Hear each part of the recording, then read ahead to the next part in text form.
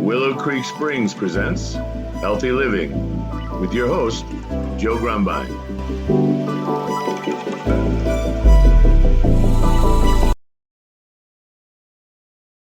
Well, hello and welcome to the Healthy Living Podcast. I'm your host, Joe Grumbine. And, today we're going to merge the podcast. Usually we deal with sort of evergreen topics, meaning, they're not temporal, we're not dealing with current events. We're not dealing with it's Tuesday or Friday or January or March or anything like that, but we deal with topics that transcend all that. We're going to crisscross over that a little bit because it's the end of the year, and I've actually taken probably the longest time off I've taken from recording and since I started the show. Taken about a week off. Anyways, getting back to it, got a lot of ideas and have some opportunities to book some new guests, and so I'm kind of recharged. If any of you know or don't know, as the host, I'm Joe Grumbine. I'm the CEO of Willow Creek Springs. And, I don't talk about, or I haven't talked about my company very much and the things we do, but we're going to talk about those things a little more because they apply to health and healthy living in a dramatic way, many ways. And we're going to not so much talk about the company, but talk about the things we do and why. We'll talk about ingredients. We'll talk about sourcing. We'll talk about formulating. We'll talk about how things work. Health is such a big term, and we talk about holistic, treating the whole body, mind, spirit, all as one. We talk about finding the source of a problem and solving it rather than just covering up a symptom, all of those things.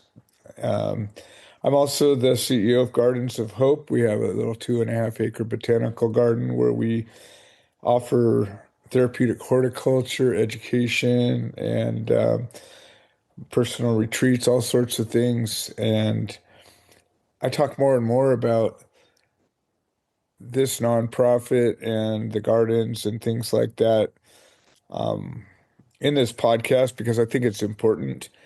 And, whether you come out here to Paris, California and share our garden or take some of the things we do here and do them wherever you are, that's sort of the idea. It's not so much that you need to come out here and sit in our garden, although I love that. And I've offered many guests to come and visit, and one day some of them will.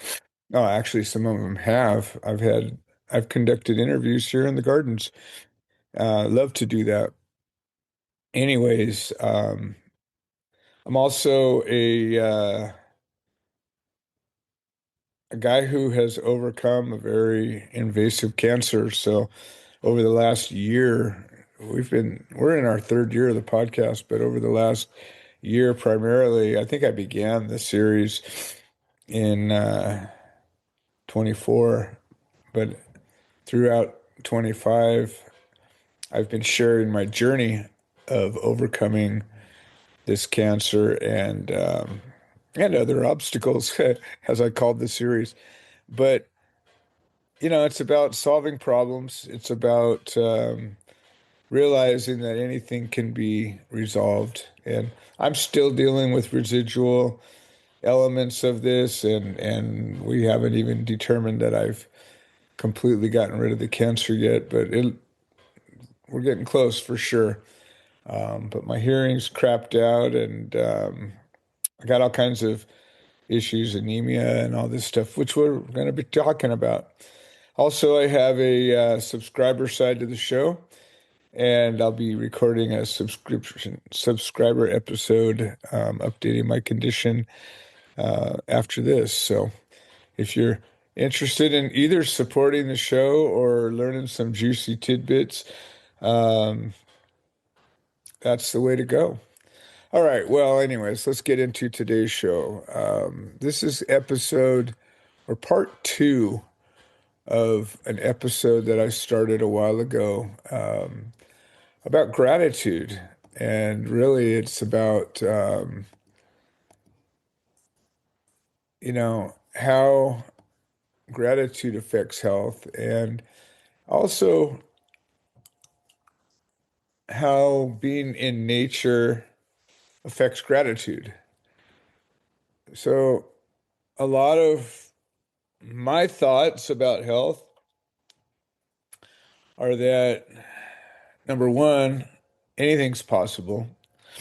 And especially if you have faith in a creator. If you don't, anything's still possible. You just have a bigger obstacle. You basically have to do it yourself. Um, and so there's so many ways to solve a problem. And knowing that anything is possible, that's amazing. But second piece of this is that I'm confident, I don't just believe, I've experienced, I know that nature, the natural world, being outside, plants, the mountains, water, air, the sunlight, the earth, grounding, all the forces of nature can affect our health in a dramatic way, in all ways. And it's not just, emotionally, and it's not just physically. It's every possible way. Being outside, being in nature, being with nature, being mindful of the natural world can affect you and your health in a positive way. And so when we're talking about gratitude, I really want to connect those two. Um, there's increasing evidence and proof and validation, however you want to call it, that, we are what we think about. The people that are miserable are constantly thinking about the problems and the misery. And the people that are happy are constantly thinking about the good stuff. It's really not that complicated. The people that are successful generally think about the things they want and how to get them. And the people that are not successful think about who knows, whatever. And yeah, there's all kinds of variables and anomalies that happen through this. But if you're to look at the consistent patterns, and if you look at groups of people, and you'll probably find yourself in the midst of one of them.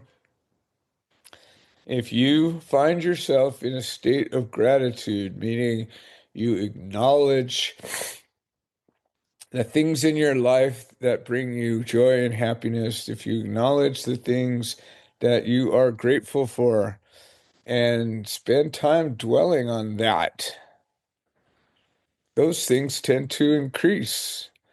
Those things tend to multiply. They tend to continue. They tend to um, inspire offshoots.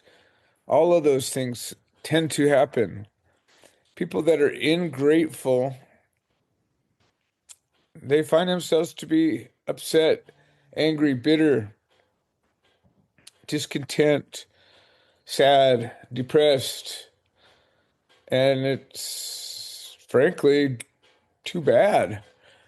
If you can't find a reason to be grateful, I just went through some times in my life that, wow, I do not want to go through again. But in the darkest time when had a giant tumor sticking out of my neck and I had another one pushing in the back of my throat and I couldn't barely walk around my yard without getting dizzy because of pressure on my carotid artery.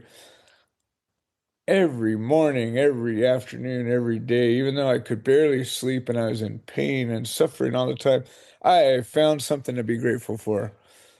And I made sure I dwelt on it because I needed to overcome this. I needed to get through it. And I knew that was one of the ways that it was going to happen. And maybe more importantly, it gave me a little bit of joy in a time of suffering. You know, you got to find joy where you can. And so let's jump into it a little bit. So I've gotten into a little bit about, you know, you are what you think about. And so it's obvious that gratitude affects everything. If you're thinking about what you're grateful for, then you're bringing that into you. But there's also tangible things. Did you know that gratitude helps you sleep better? You know, if you think about it, what brings about insomnia and difficult sleep generally? I mean, yeah, there's all kinds of reasons that can happen, but you know, typically when you can't sleep, your mind is racing over something you're angsting about, over something that you're afraid of, over something you're worried that will happen or won't happen, over, you know, whatever your problem is. And if you find your way to get yourself to sleep.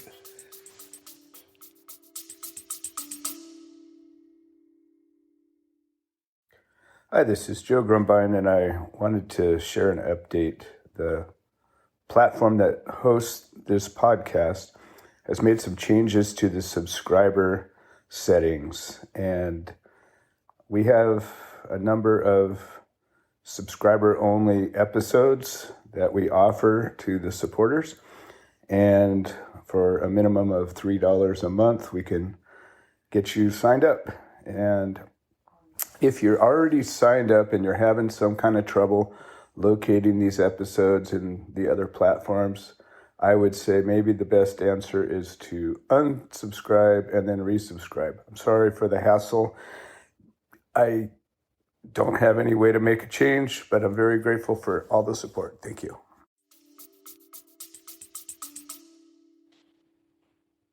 And I think a lot of times like journaling right before you go to sleep is a good way to do it. You know, they call it reverie, where you'll sit back and at the end of the night, you'll think about your day and you'll write down the things that were impactful.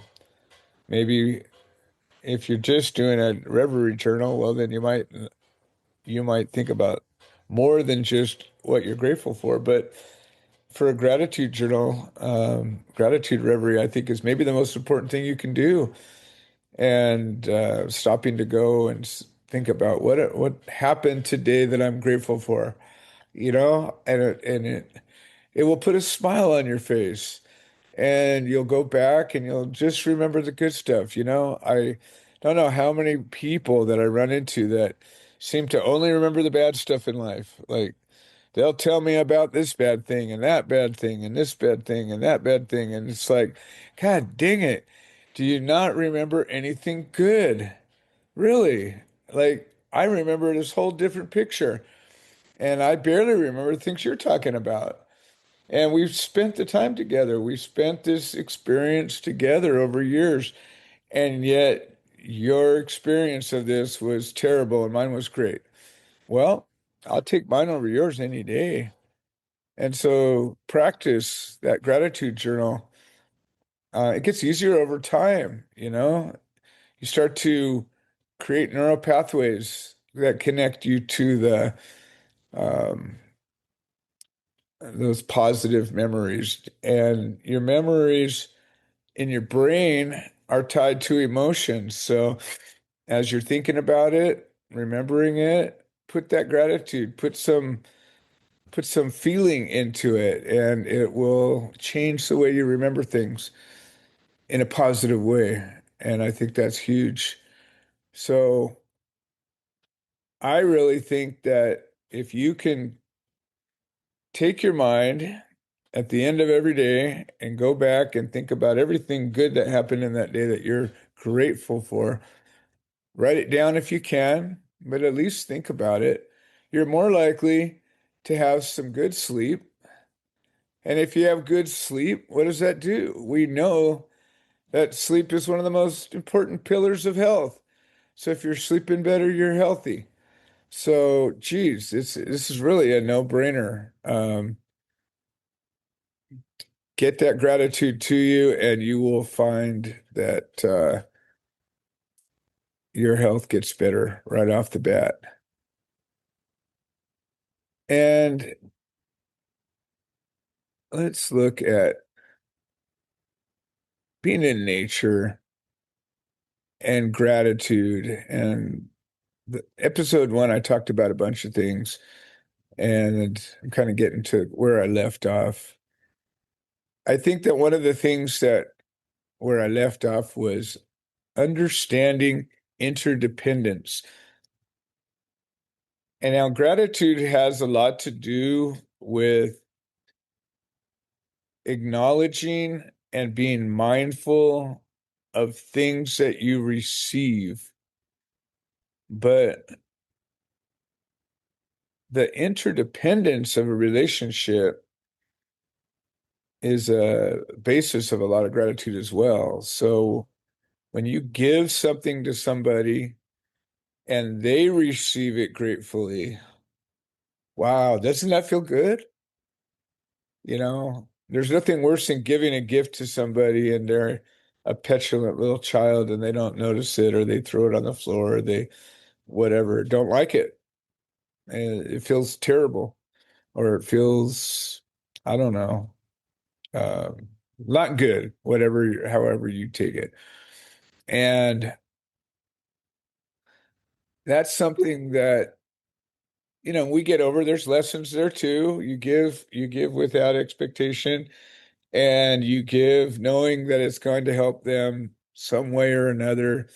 And you give realizing that it's bigger than all of us and all of that. And so we can take it to a bigger level if we decide to. But reality is, when a gift is received with gratitude, both sides win dramatically. And I think that's why our connection with Creator, our connection with God, excuse me, based on gratitude is so important. If we realize the nature, the interdependence of that relationship, how important our side of the relationship is as well, not just Creator's side, but our side as well. And when we receive the gifts that we get gratefully, or if we don't, we have to think, because that's the only way we can understand it. We don't understand a being that's so far advanced from us that we don't have any clue how they really perceive things. But we know what we know. We know what we're told. We know who we are, and we know that this being is in us. So there seems to be that our experience would be somewhat reflective of the consciousness of this other being. So when we are grateful, I have to think that Creator, God, Jesus, however you recognize, is pleased.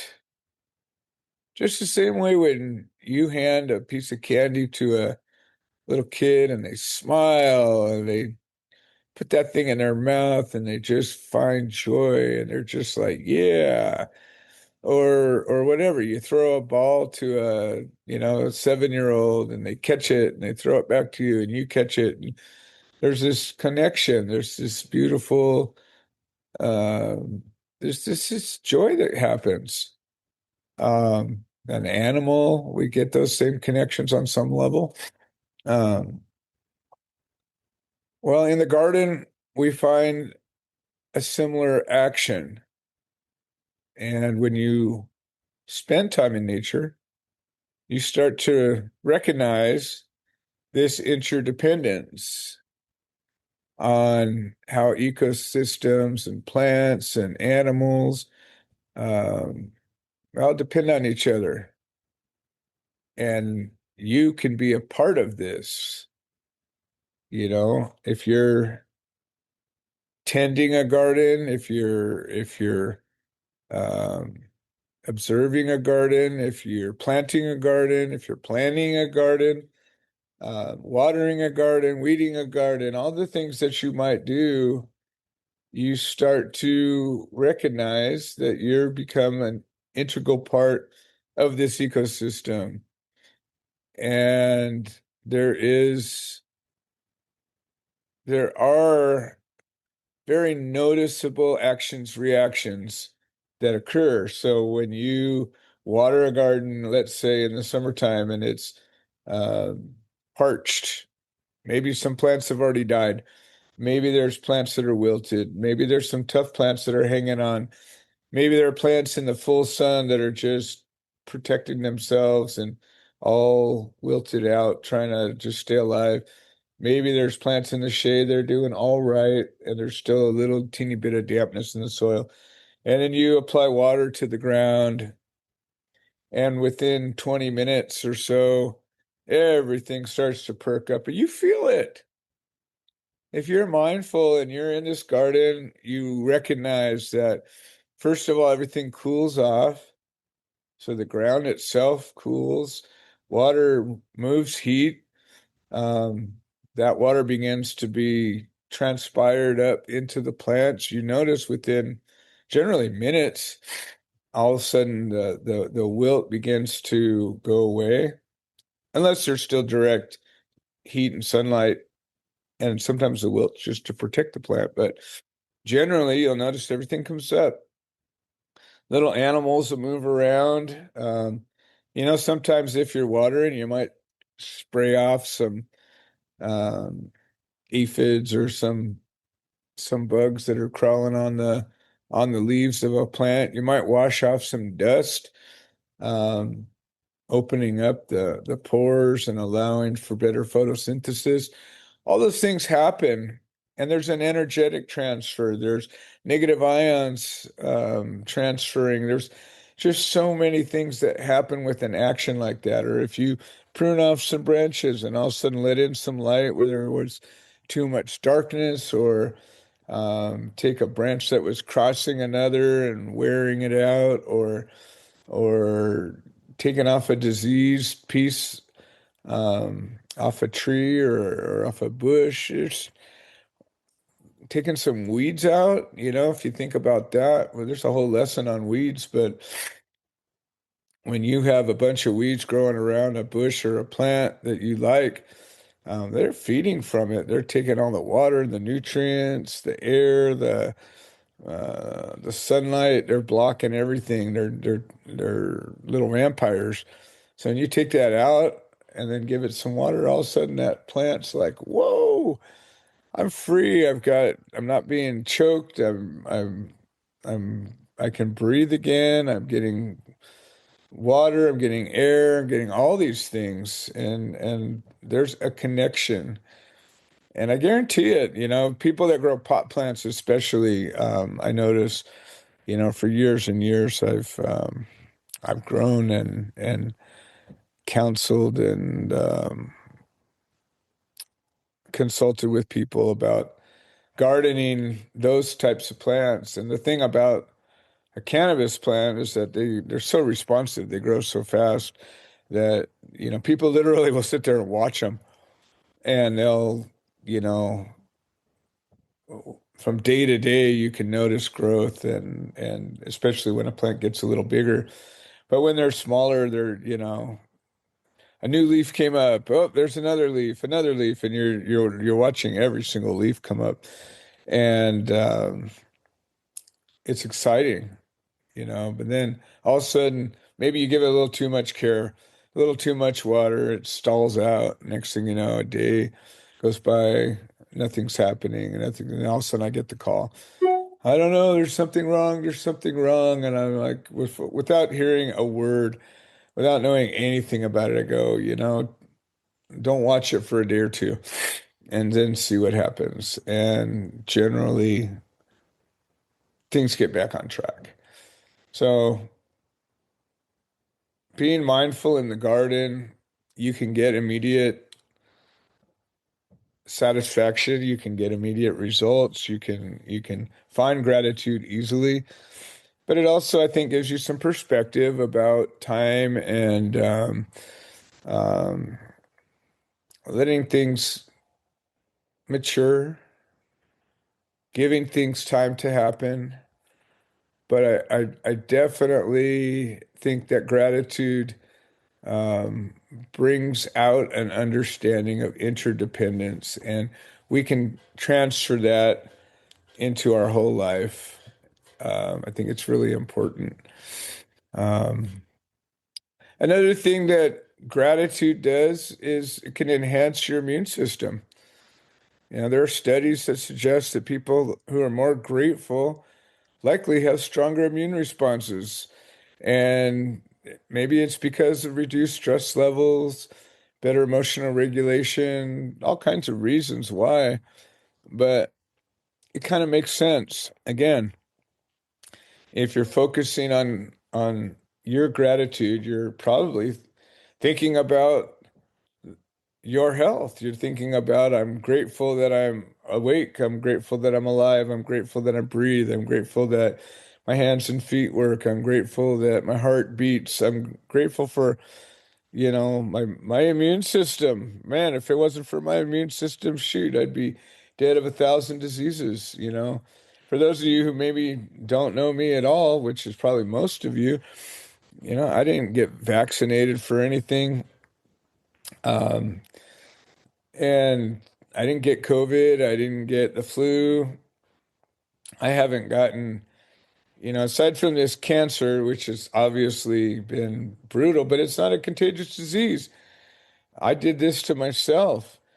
And, but all the other people I watch over and over again, and people, "Oh, I'm sick, I'm sick, I'm sick. I got this bug, I got that bug." And now I know I keep myself somewhat isolated. I live at the end of a dirt road. I spend a lot of my time outside. I don't go very often into crowded places, but I don't have a problem with it. I go to airports, I go to concerts, I go wherever I want to go. I don't get limited by fear. I don't wear masks.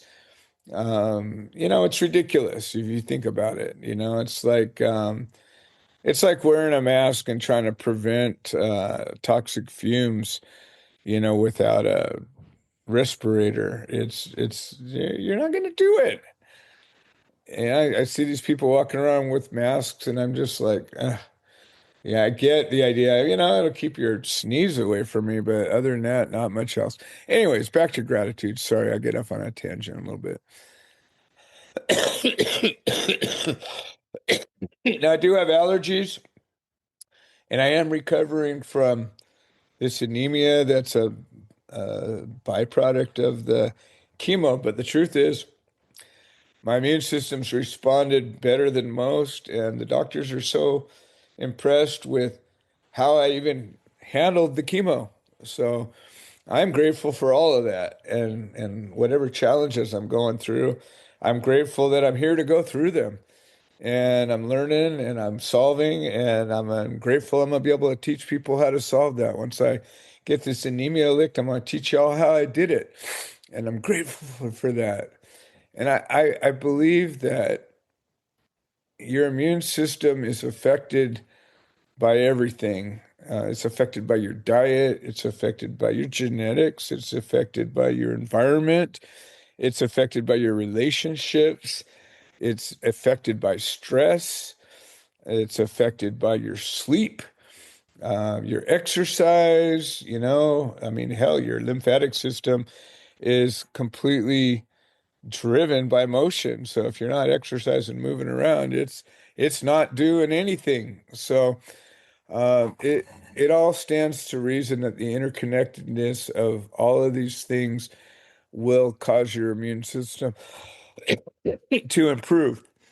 And so, without getting too deeper into that, I think at very least, removing stress as a result of gratitude dramatically affects your immune system and its ability to respond. Um, Getting back into the garden, I think that being physical, you know, when you're in the garden, it's kind of funny. You get out there and you find yourself moving more, and it takes less effort. Whatever it is you're doing, walking, climbing, exerting yourself, digging, pulling something away, you cutting something, whatever it is you find yourself doing, it seems to be less effort and it's easier to put an effort and activity in. And that physical activity is huge when it comes to your health.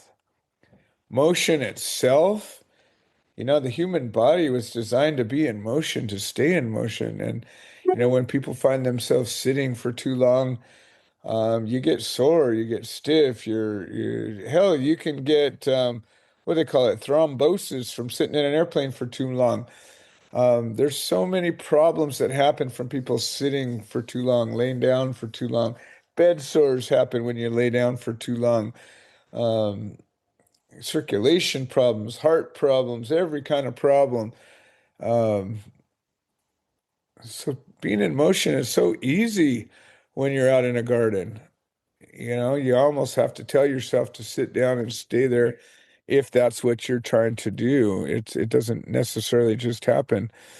Um, and when you start moving around, your mood improves. It just does. Like, try to be upset in the garden for very long. Just try it. Go out into a beautiful garden somewhere. It doesn't matter. You come out here to Gardens of Hope. Go into your park. Go and find a community garden. Go into your own backyard garden. Go to your grandma's house, your mom's house, your sister's, wherever you find the garden. Everybody knows a garden. Go into it right there at sunrise. Watch that sun come up. Go through the plants. You feel the breeze on your face. You smell a flower, see a piece of fruit or vegetable. Watch a butterfly or some animal crawling around, listen to some water of some sort somewhere, and try to not be in an improved state of mind. I don't know if it's possible. And then when you set yourself on a task, right? So you go, okay, wow, this spot's getting overgrown. I need to work on it. Or this area is barren. It needs to be planted. Whatever it is, you're either putting something in, taking something out, trimming something, planting something, whatever it is. There is always a sense of accomplishment that comes out of working in the garden. And there's something about accomplishing something that sets in motion all these feelings that gratitude gives you. And it's like, wow, I did something great. Wow, this is wonderful. Look at that. Look at that. Oh, it's amazing. It's beautiful. I had something to do with that. And that's gratitude right there. It unlocks it. And so appreciation and gratitude, I think, are the same thing. And so when you accomplish a thing in a garden, which is so easily done, I think that unlocks a huge amount of the benefits that we get out of that. And you think about it in life, how many times do you find yourself really feeling like you accomplished something. Like if you're in a job and you do that same old thing every day and you have the meetings and you whatever, work on the reports and you do the thing, or maybe you're in your construction and you hang some more sheetrock or pour another slab or whatever it is you're doing. You're a mechanic, you're cranking out, a couple more cars and you got all these nervous or anxious or upset clients, or you're a doctor and you deal with so many patients. And but how often do you really feel like you accomplish something? After a while your routine becomes this expected routine. um, you put up with things, you deal with it, you get through it, you make it to the end of the day. How often do you find like, wow, look what I did that thing in a garden? It happens all the time. Whatever it is you start, you transform it into a new thing. You get to take your mind and you go, oh, wow, look at what that would look like if I did this. And you can do it. And you know what? If you mess up, do it again. Not the end of the world. So I think I'm going to end the show here. This is the end of part 2 of gratitude and health. There's probably going to be a couple more parts to it. I'll be a little more focused next time. But, it's the end of the year, and I just want to share some things with the guests. I'm so grateful. I am so very grateful for all of you listeners who have chosen to find value in this show. And if you're listening at the very end of this, good on you. And maybe you could be a guest on this show. I think we've had close to 200 guests over the last 3 years. We're going to be entering our 4th year pretty soon. And as shows go, this is one of the more prolific shows out there. And it's starting to get the traction and the attention that some of the larger shows do. But we don't do any marketing. If you find this show is interesting, beneficial in any way, please share it with somebody. Tell somebody about it. That's the only way this show grows, is organically and naturally. And I think even as they offer me the potential to put advertisements and monetize this, I don't know that that's the route I want to go. It's not beneficial to the show itself. I mean, as long as I get subscribers that carry the show itself, I think that's worth it. So, all right. Well, I want to thank you all for being a part of this, and I look forward to the coming year. And please, if you're interested in being a guest on the show, get with me. And if you've got something to share about living healthy, an experience you've been through, something you've gone through that can help others, let's share it. All right. We'll talk to you soon, and we'll see you next time. This has been another episode of the Healthy Living Podcast. We produce this show so that people can share their stories, people that have overcome obstacles, people that are undergoing obstacles. We're building a community of health-minded individuals. If you're interested in supporting the show, please leave a review on the platform you're listening to it on. If you're interested in becoming a guest, please send an email to itsjoegrumbine@gmail.com, or you can send a note into the notes section of the podcast. All right. Well, thank you for supporting this show, and we hope you've enjoyed it.